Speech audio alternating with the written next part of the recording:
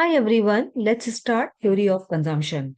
Theory of consumption, I had already explained to you in my previous video what do you mean by consumption function. So there are four important theories. One is absolute income hypothesis, relative income hypothesis, permanent income hypothesis, and life cycle hypothesis. Because economics student as well as number of MBA students, they had requested me, ma'am, kindly prepare a video on theory of consumption because all four theories are very, very important.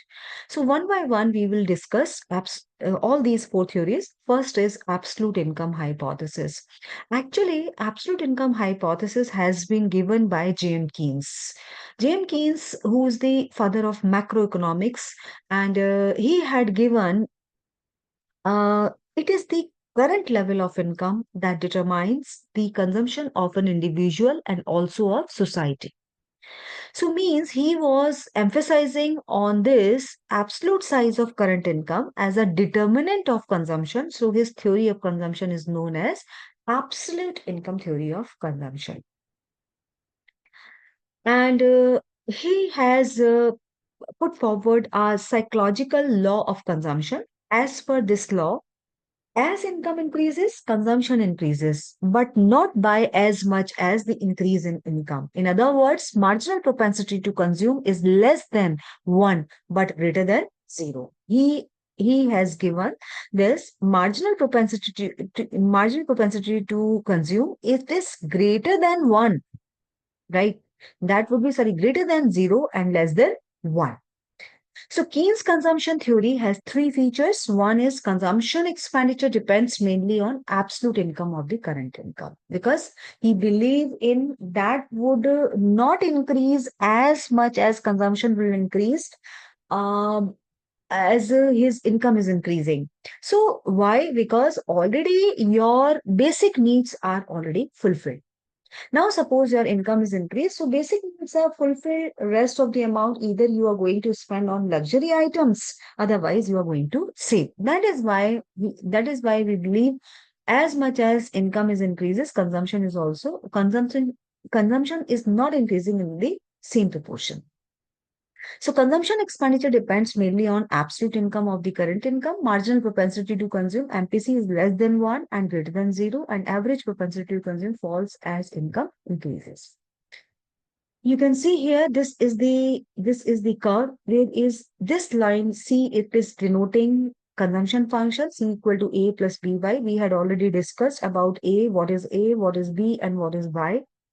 And this one is the we can talk about aggregate supply. And finally, we are talking about this particular line. You can say on the x-axis we have taken national income, y-axis we have taken consumption expenditure, and A, that is the autonomous consumption. Autonomous consumption, that is fixed. Either you are earning zero income or you are earning more income.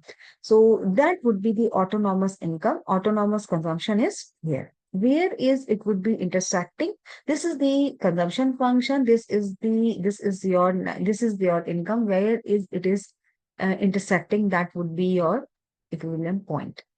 Further is relative income hypothesis. Relative income hypothesis has been given by American economist J.S. Dusenberry.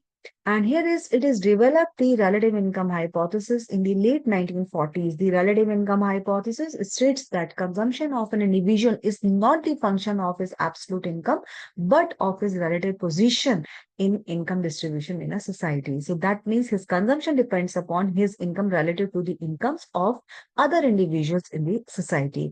I mean, he believed that if suppose your neighbor is having big car, so why? Because it is, let's say, it is a symbol of social status. So I also will purchase. This one is the car because it would representing comparative social status. So that is why Dusenberry has given this theory, relative income hypothesis. So consumption depends upon other factors. So in other factors, the consumption of a household links with the income and expenditure level of the household of the comparable income groups.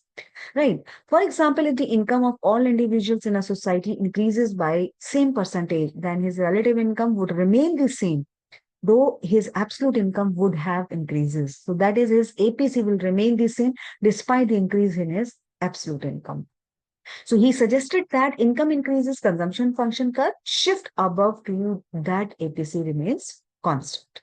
So this was he had given this relative income theory of consumption, and I would explain this the entire curve in my coming up video, and I would explain demonstration effect and Dusenberry effect, we can call it, and Ratchet effect in the next video.